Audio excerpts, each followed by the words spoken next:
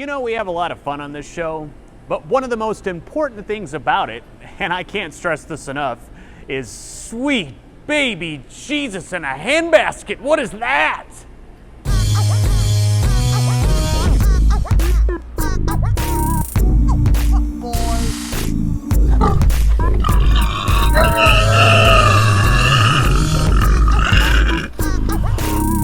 Hey, what brings you to town?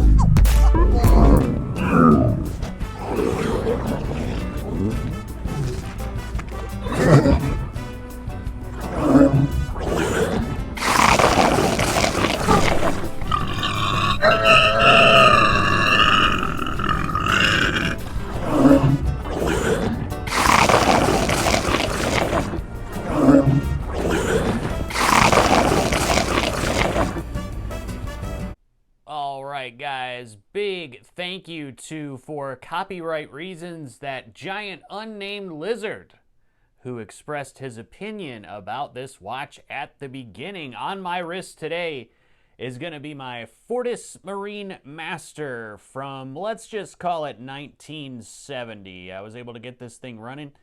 Picked it up at a flea market for 75 bucks, so probably the find of the century, I would say. I'm wearing it on a Phenomenato. If you guys are not familiar with Phenomenatos, they are excellent NATOs and probably the closest thing to an Omega NATO. So great NATO there, phenomenato.com. All right, guys, before I get into this watch review today, have you guys got your stimulus check, or your Stimee as I call it? If you did, great. I didn't, because I filed with H&R Block, and apparently the way they do things is a very weird way where they deposit your money into their bank account and then they pay the IRS from there if they or if you owe any money. So I'm basically screwed at this point. No information on the IRS Get My Payment app. Nothing like that, so not sure what I can do with that. If you work for H&R Block, I know this is not your fault. It's just the nature of this beast that we have going around. But if you are one of the big wigs at H&R Block, it would be really cool if you could just contact everybody to let them know what in the hell is going on with the money and when you're going to get the information to the IRS. That would be very, very, very great, because I don't know what you guys are doing with your stimulus check, but I would definitely like to, as George W. Bush said, I would like to put food on my family. And you're working hard to put food on your family. Yes, we all know what he meant there, but still one of the classic bloopers of all time there. So this is going to be the Seiko SNGZ15. You've got a 42 millimeter case, a thickness of 12 millimeters, lug to lug of 49 millimeters, 22 millimeter lugs tapering down to 20 at the clasp and back up to 22 at the clasp. An all 316L stainless steel case with a mix of brushed and polished. So the bracelet is all stainless steel. It appears to be 3-link, but that is deceiving. It is not 3 links. It is just one, I guess, folded metal link made to look like 3 links. It is push pin, and the clasp has 4 micro adjustments, so pretty good there. The clasp is going to be your standard Seiko affair, pressed metal. Nothing to write home about, but it gets the job done and has the Seiko logo stamped into the back. Printed indices on this watch today, Arabic numerals from 12 to 11. Just below that, there are 24-hour markings from 13 to 24. You've got an applied Seiko 5 logo, sports printed underneath that, and then automatic 23 joules. 100 meters of water resistance on this today. A display case back today displaying the 7S36 movement. This is going to be a 21,600 vibrations per hour movement. It's a little bit of an upgrade from the 7S26, one model greater. You have Seiko printed on the back hardlex crystal water resistant 10 bar, stainless steel, and then the movement caliber. Hollow end links also as pretty much standard for a Seiko affair. The crown does not screw down. It is a push-pull crown. Easy operation of the 7S36 movement. Day-date complication window at the 3 o'clock position. I'm going to move it to 10:10 because I feel like doing this in an attractive manner today.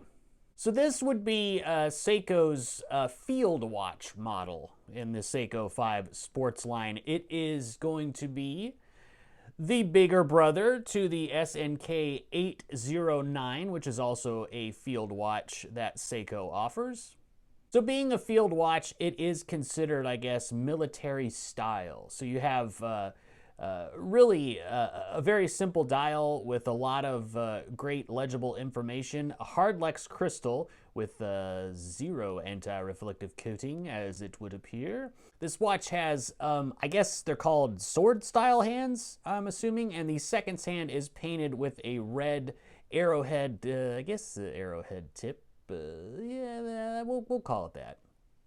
This watch from Seiko has been around for a little bit of time now, and I think it's got quite a cult following. It is a strap monster. Easy to change the straps on this one. Doesn't have drilled lug holes, but still relatively easy to change the strap. So, I mean, you really have a lot of options with this watch. Give it different looks and things of that nature. No turny bezel today.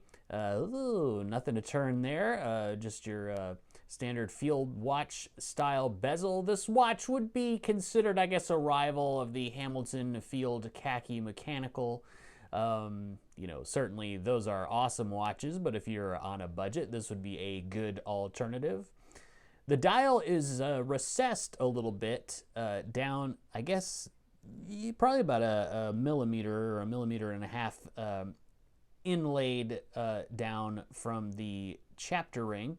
And the chapter ring actually has gobs and gobs and gobs of lume. So let me show you the lume here.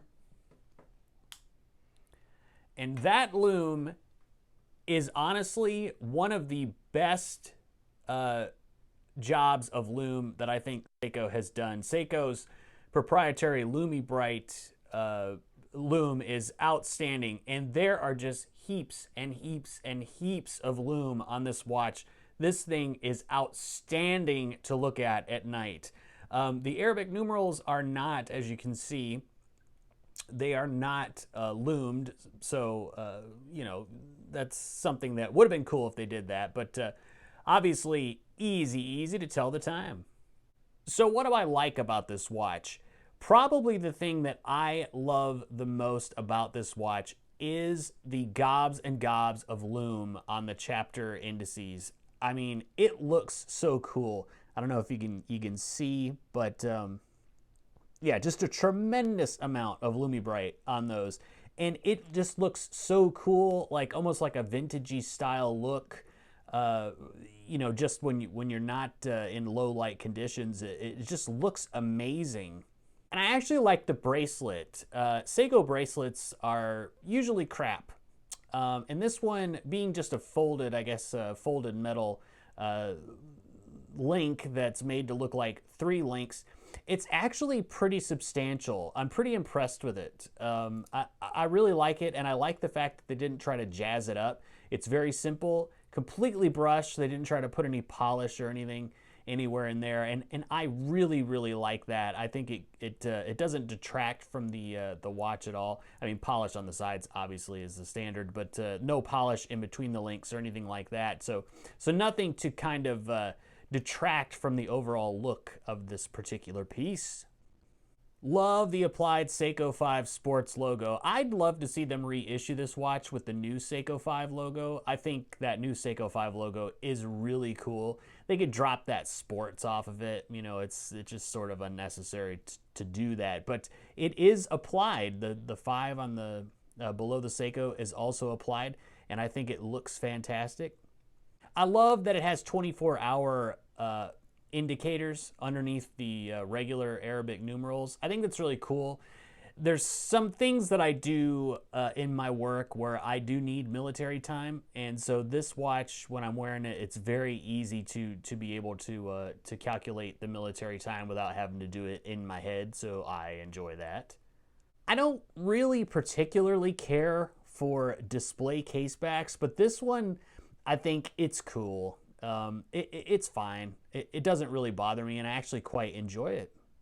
So what do I not like about this watch? Well, the first thing that sticks out to me that I don't like is the recessed dial from the chapter indices. I don't like that, and the reason I don't like it is because the second hand appears to be much shorter than it should be. I think the second hand should actually come out to almost touch the indices on the chapter ring, and it can't do that because it's recessed down. So I don't really like that. I think that's a bit of a miss. It would be nice to see this dial raised up to match the height of the chapter ring. That's probably the biggest thing that I really don't like about this watch.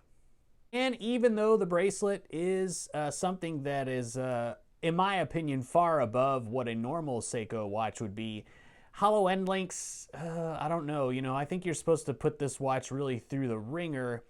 And with hollow end links, I don't know. I just really don't like it. But most of the reasoning behind not liking it is because whenever you change the strap out, you have to keep track of these lugs. You know, so it's like instead of keeping track of just the bracelet, you're having to keep track of the end links as well. And that's kind of dangerous because if you lose one of these, oh boy, I don't know what'll happen. Might be on a NATO for life. 100 meters of water resistance, I don't know, probably a little deceiving. I don't know if I would really take this swimming or anything, even though you can, supposedly, it's 100 meters. But just with the push-pull crown, it would have been nice for them to just throw in a threaded crown to kind of make the water resistance a little more, I guess you wouldn't have to really worry about it as much. But I don't know, swimming with this, not really something I'd probably do. Another thing I don't like is this is 42 millimeters, but the lug to lug is 49, so effectively 50. It's just it's a large watch, and they kind of had to upgrade over the I believe it's 38 millimeters on 36 or 38 on the SNK809. So I mean they did have to go a little bit bigger since this is the quote unquote bigger brother, but it does wear large. It takes up a lot of real estate on your wrist, and just you know, my opinion nowadays is I'm kind of getting into smaller watches. Like this Fortis is 38 millimeters, and I think that's really just an amazing sweet spot for the watch design community. So I'd like to see companies maybe releasing this in a 38. I think Hamilton, their field khaki is a 38, or you can get it in a 38 or in a 42. You can do that as well.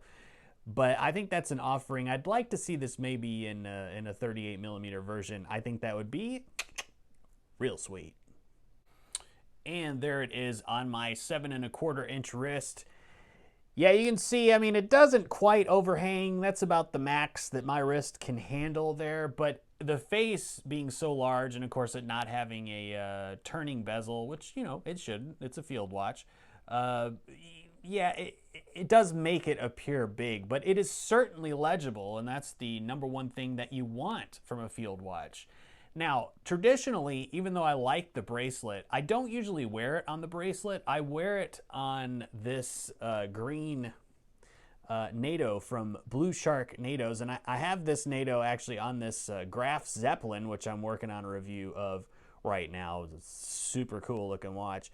I figured this NATO would fit really well with this particular Zeppelin, and I was not wrong.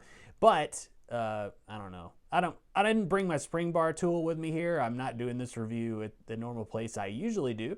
So I don't have an opportunity to take this off and show you what it looks like, but I can promise you that this SNGZ15 is a strap monster. Blue, green, black, pink, purple, anything you throw at it, it's super, super cool looking. And I don't know, guys. If you can deal with the size of this particular watch, I don't think you would be disappointed. So thank you for tuning in today. If you haven't checked out my Watch Me Go Broke late night special from last week, please check it out. It's something different that I did, so pretty neat, and it was a lot of fun.